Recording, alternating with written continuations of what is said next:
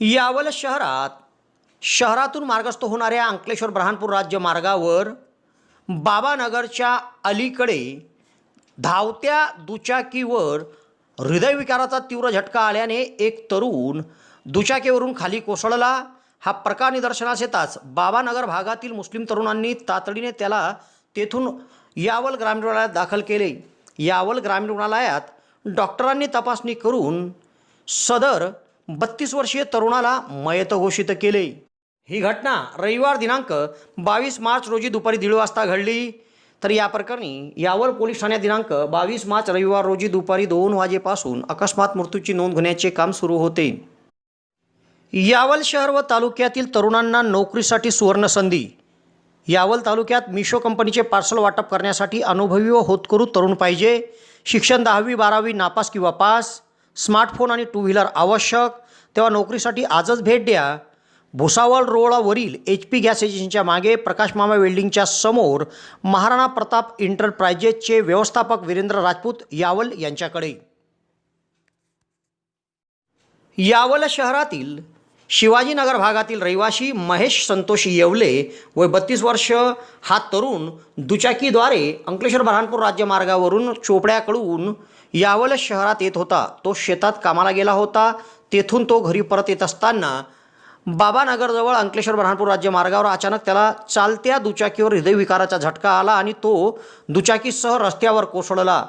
बाबानगर भागातील मुस्लिम तरुणांच्या निदर्शनास हा प्रकार येताच या तरुणांनी तेथे धाव घेतली आणि या 32 वर्षीय तरुणाला तेथून यावल ग्रामीण रुग्णालयामध्ये दाखल केले।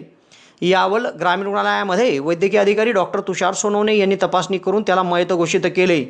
तरुणाच्या अशा निधनाची बातमी कळताच रुग्णालयात नगराध्यक्ष छायाताई अतुल पाटील, माजी नगराध्यक्ष तथा विद्यमान नगरसेवक अतुल भाऊ पाटील, माजी उपनगराध्यक्ष प्राध्यापक मुकेश येवले, रोशन येवले, बापू जासूद आदींनी रुग्णालयात धाव घेतली आणि मयत तरुणाच्या कुटुंबाचे सांत्वन केले।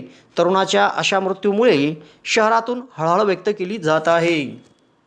यावल शहरात प्रथमच डॉक्टर स्वप्नील डी खैरनार यांचे मॉडर्न होमिओपॅथिक क्लिनिक सुरू झाले आहे।